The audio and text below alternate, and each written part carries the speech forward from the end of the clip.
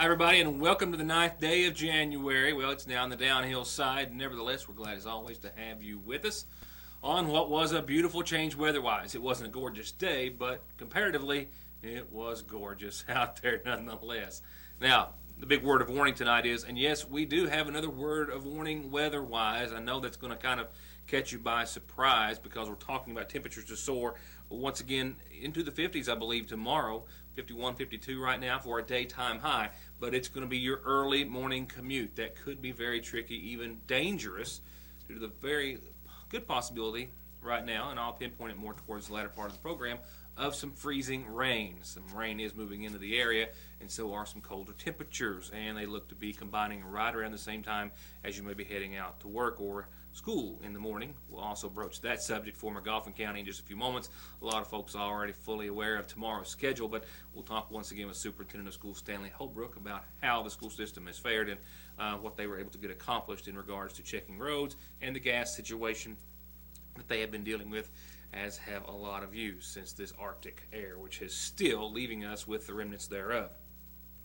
An auto accident, fortunately, did not injure a young McGoffin County boy on his way to school this morning. We'll take you to the scene of that, some other news and information, all in what's left of the next half hour. Just as I was sitting down, FoxNews.com posted a report that had strong Kentucky ties, and right now Kentucky authorities, according to Fox News, are questioning investigators and authorities in Pennsylvania with the possibility that the brutal murder of a Kentucky officer as he was gunned down on a Kentucky highway might be related to somewhat similar acts in the state of Pennsylvania and elsewhere.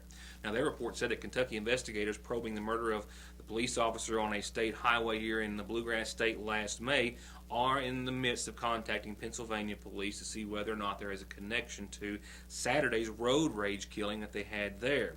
Kentucky State Trooper Jeff Gregory, a PIO for the Kentucky State Police, was quoted as saying that they're calling them to find out more because they themselves have simply been stymied for more than 7 months since the murder of Bardstown, Kentucky police officer Jason Ellis, who was shot and killed along a highway back on the 25th of May. He'd stopped, gotten out of his car, the dash camera in the car, not on at the time, to remove some debris out of the roadway, and it was there that the 33-year-old was gunned down shortly before 3 o'clock that morning near exit ramp 34 on the Bluegrass Parkway in Nelson County. He was shot multiple times with a 12-gauge shotgun, and since then police have literally had zero leads after exhausting absolutely any and all efforts. However, now they say the roadside killing may bear some similarities to Saturday's murder of a 28-year-old man identified as Timothy Dawson of Poland, Maine. He was making a 1,400-mile trip home after spending the holidays with family members in Orlando when he was shot to death early Saturday by a still unknown motorist or person along I-81 in Pennsylvania in what authorities there call a random and vicious road rage attack. Now, investigators say that Davison made a call to 911 while he was behind the wheel of his car traveling through Maryland, saying that a vehicle was tailgating him. This is around 2 o'clock Saturday morning. He lost contact with a Maryland 911 dispatcher as he crossed into Pennsylvania and then called back to say he was literally being fired upon. The report says the suspect then rammed his pickup truck into Davison's SUV, forced him off the road and into a snowbank, and the driver got out of his vehicle and then started shooting at Davison's car, striking him and killing him as he sat there. Now, no suspects, as I understand, have been identified in either of those killings. State police in Pennsylvania also are investigating a connection between Davison's murder and a shooting that happened Friday, the day before, involving a pickup truck in the Monaghan Township in Pennsylvania, about 30 miles away from that highway shooting. We do hope police find some leads and give some at least closure to Officer Ellis's family sometime in the near future. In other news, before we get to local headlines, as Wednesday will officially mark the 50th anniversary of President Lyndon B. Johnson's declaration of a war on poverty in eastern Kentucky, Secretary of State and now official U.S. Senate candidate Allison Lundergan Grimes says that she is going to lay out her plans in regards to tackle just that burden on eastern Kentucky. I say official candidate because as of earlier this afternoon, she now is. A smiling Democrat, Allison Lundergan Grimes, and of course Kentucky's current Secretary of State, joined by members of her family, as well as Governor Steve Beshear, former Governor Paul Patton, and 3 other former Kentucky governors, officially filed her paperwork, making her an official U.S. Senate candidate for the upcoming campaign, now ongoing campaign here in Kentucky. And she's making a stop here in Eastern Kentucky actually as soon as next week. She, as a candidate, is hosting a meeting at the Mountain Arts Center in Prestonsburg to lay out her plans for continuing efforts in the war on poverty. Grimes is going to be at the Mountain Arts Center next Thursday to talk about what she says is her vision for the future of Eastern Kentuckians. Doors will open at 5 o'clock at the Mountain Arts Center, while she will take to the stage and talk to those in attendance beginning at 6 p.m. Once again, that's next Thursday at the Mountain Arts Center. In other headlines, thanks to that all-call that the McGoffin County school system employs, most everyone well aware of the fact that there's no school in McGoffin County tomorrow. A similar decision made by other counties in the area as well. Why, you may ask, if you've been traveling on major roads in the county and in the area. Superintendent of Schools Stanley Holbrook tells us after this. From time and money-saving services like their overdraft protection, telephone and online banking services, to finding the right home, college, or car loan, to personalized checking and savings accounts designed around your exact needs, Salyersville National Bank is still your best choice and the same locally owned and operated bank that's been looking out for your family's financial health since 1902. Salyersville National, restoring the piggy bank population one savings at a time. Well, this is kind of a news flash for you. This is just some raw footage. I'm still not getting around all that good, but I did make it out to a couple commercial shoots today, and this is Dairy Queen's latest. This is the Peanut Butter Cup Pie Blizzard treat, and that last word makes all the difference in the world. Peanut Butter Cup's crunchy graham cracker pie crust that's in this glorious paste and creamy vanilla soft serve. If you like peanut butter and chocolate, this is much more than a peanut butter cup blizzard, which is already one of the greatest things on earth. Try it today. It will be gone before you know it. This month's Blizzard of the Month at your Salyersville Dairy Queen. Start off the new year with some brand new duds. Regardless of how hard you have to work or how hard you want to play, if you're stepping out or if it's what you're stepping in, Red's Boot Barn has got you covered with work, play, and western boots by Muck, Ariat, Red Wing, Blackjack, and more, and winter and western wear by Wrangler, Ariat, Miss Me, Outback, and Carhartt, just to name a few. Happy 2014 from everyone at Red's Boot Barn in Salyersville. At the end of every race, Mark Martin hangs up his driving gloves. He hangs up his fire suit. And he hangs up his helmet. Which is why he picks up his phone and opens the ER Extra app. The app shows ER Extra wait times, locations, and more. It's the one safeguard Mark Martin is never without. ER Extra at Paul B. Hall Regional Medical Center. Extra fast, extra easy, extra great. Whether you walk in or it's by appointment, your health and well-being and that of your family is always first at Salyersville Medical Center, where a waiting staff of men's, women's, and pediatric healthcare providers, along with the support of their team, stand ready to care for you and your entire family with exams, sick and well visits and checkups, labs, physicals, immunizations, and more for all ages, all day, every weekday at Salyersville Medical Center, proudly keeping you healthy and happy since 1996. Happy New Year from everyone at Salyersville Medical Center. Let's do this. Can't believe my daughter wants to marry a Hatfield. And I can't believe my son fell in love with a McCoy. I got one thing to say. They're going to have the wireless plan with the best service. And I say they're going to have the wireless plan with the biggest savings. Daddy! Hush up, Mary Beth. Pa, stay out of this, Jonah. We're done talking. You got that right. Better service. Bigger savings. Daddy, we've both got Appalachian Wireless. Better service. Bigger savings. That's today's Appalachian Wireless. Game time means wing time at Lee's, and that means it's time for you to try our new buffalo wings. I can't tell you our secret, but I can tell you they're marinated and then rolled in our famous, albeit a little spicy, crispy chicken batter and served up with any of our 7 delectable sauces. So get your hands on a meal or a box today at your Salyersville Lee's famous recipe, where no one does chicken like we do chicken.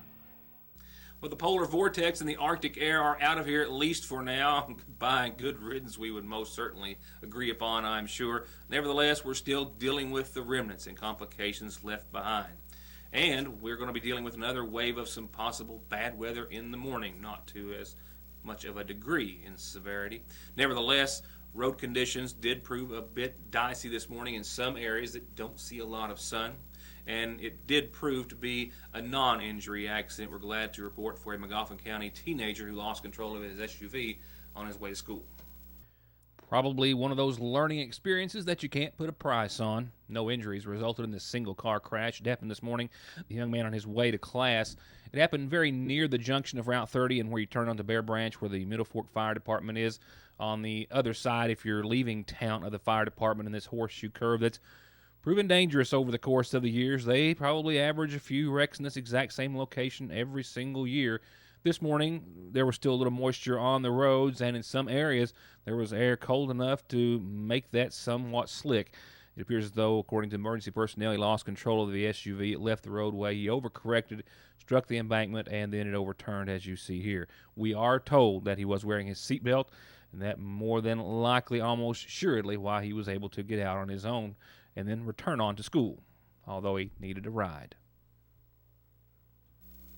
Up next, a couple of follow-ups from last night's program. The first will be just a brief update on the Frontier Gas situation based in Prestonsburg, the utility which serves several hundred customers in McGoffin County and Salyersville, several of which were without gas for several days during that Arctic blast. As Larry Rich, an owner and manager of the utility, told me last night in the interview that I aired, they were hopeful to have the pressure and freezing situations both remedied by late last night or this morning. I spoke with another representative of Frontier before sitting down at the desk who told me that as of technically this morning around 2 a.m., crews were able to get all these pressure and freeze situations remedied, and that as far as the system is concerned, everything was back to 100%.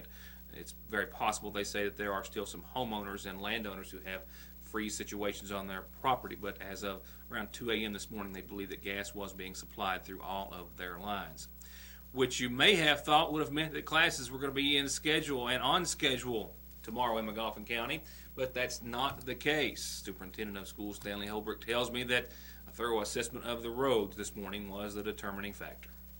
We sent lots of people out, had checked on the roads, and we found out that any road that went south was in good shape, and any road that went north was in bad shape. And for the safety of the children, we could have had limited service and only sent buses on major roads.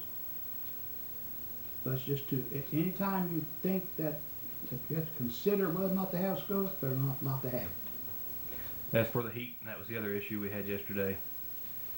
Okay, on the heat issue, we've had, as every other McGoffin County, we've had the same problem everybody else has had. We've had trouble with our gas, but now they fixed it yesterday evening. Our pressure amounts was 14 and 12 at the two North and South McGoffin. And then we had a little boiler issue at the Salyersville grade school, and I got a gentleman in here, and we got that repaired and bypassed, and just like everybody else in the county, we have to do maintenance on those buildings. When there's no school in session, our maintenance department goes and checks everything every day to make sure that the buildings are safe and keep them in good working condition for the kids to come back. So we're on schedule for Monday without a doubt. We'll be on schedule for Monday. According to the weather, we'll be able to have school Monday.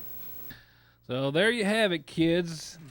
And I don't see anything in the weather forecast as far as Monday is concerned that's going to be a problem. Now, just in case you're wondering and keeping tabs, well, that calendar in front of you represents the month of May. And as of right now, with 6 days missed, puts you out on May the 12th as of right now. Still a lot of winter to go, though.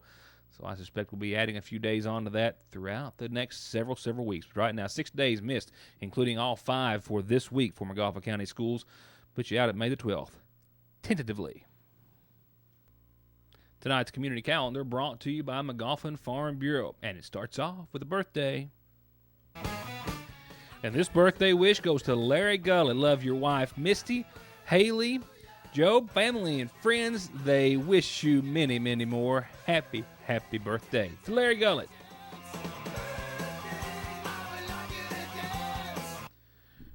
After canceling their special session that was set for earlier in the week due to weather conditions, the McGoffin County Fiscal Court has reset the meeting for tomorrow afternoon at 1 p.m. 3 items specific to the special meeting agenda: PVA appropriations, discussion on economic development, and 911 equipment. That's tomorrow afternoon, 1 o'clock. We'll have a report on tomorrow's program. Eyeglass donations, you can still make them. Don't wait thinking you got a lot of time. It will be here before you know it. Leola Cole once again graciously accepting eyeglass donations. If you got an old pair in a purse, in a drawer, in a coat, or what have you that you don't need, someone else can certainly use them. They'll be collected if you drop them off at the Senior Citizen Center in McGoffin County and the Lloyd M. Hall Community Center, and then taken overseas very soon. So any and all donations appreciated. A few more days to get your orders in. Just one last reminder here, I guess maybe we'll do a couple more possibly. The McGoffin County Extension Office has apple and pear grafting root stock orders available through January 31st. You can order strawberry plants through February the 3rd. Call or stop by. The phone number is 349-3216. And Minister Jennifer Wilson of Mount Sterling is going to be their guest at the Salyersville Trinity Full Gospel Church tomorrow and Saturday evening, 7 o'clock both nights, and this is your invitation. One other item, and this concerning your garbage collection, as I quickly shuffle my papers to dig it out. In lieu of the weather conditions this week, Wednesday, Thursday, which is today, and Friday garbage collection service for McGoffin County is still on regular schedule. So today's and tomorrow's garbage collection is still on regular schedule. Secondary roads are not going to be weren't serviced until this afternoon. And when drivers finish their route on tomorrow evening, they'll start picking up Monday's route that they had to miss due to weather conditions. So they will work with Monday and Tuesday's routes on Saturday. If your trash wasn't picked up this week, they're going to pick up excess trash next week as well. They're sorry for the inconvenience, but they're just trying to pick up as everyone's still trying to deal with what's left behind from the so-called polar vortex. And one last special announcement this evening. This brought to you by our friends at the McGoffin County Funeral Home. And it's in loving memory of Charles Minix on what would have been his birthday, loved and missed by his wife, children, grandchildren, family, and friends.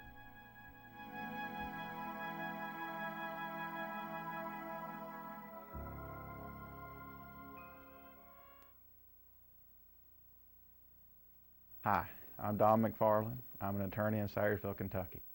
I'm here to serve you and meet your legal needs. If your family or loved ones get in trouble, or if trouble comes to your door, then it's always good to have a friendly face that you can call on. So please, give me a call. I've been here my entire life. I was born here. I was raised here. I grew up here. I have a family here. I've been practicing law here in Salyersville since 1994.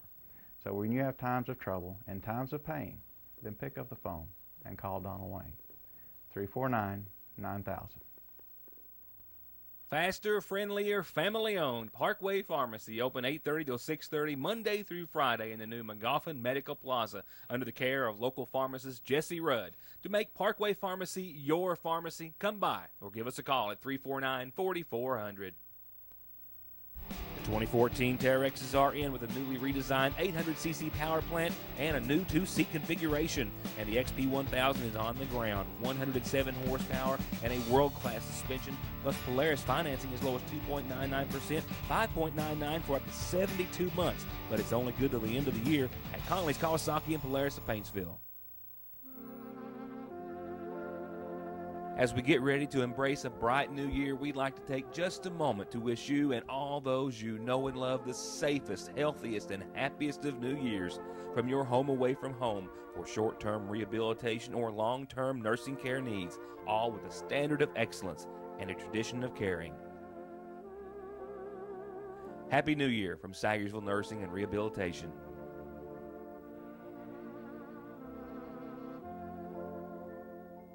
This is John at Premier Motor Sales in Paintsville, Kentucky. We appreciate y'all shopping with us, and if you're in the market for a used vehicle, we carry all sorts of different kinds of makes and models. For example, here I have a 2009 Chevy Malibu LT. I also have a 2010 Toyota Corolla S. It's no problem to find you what you're looking for. Give us a call at 297-4121 in Paintsville, Kentucky. Folks, I'm telling you, just like Christmas, it only comes around once a year, and that's the after Christmas savings at Fraser's Prater Drug Seasonal Shop. They're already making room for, guess what, Valentine's Day, which is just around the corner. So you've got only a very few moments even to take advantage of 50% off everything Christmas. Plus, maybe find some extra special gifts for yourself, your pets, or someone you know and love.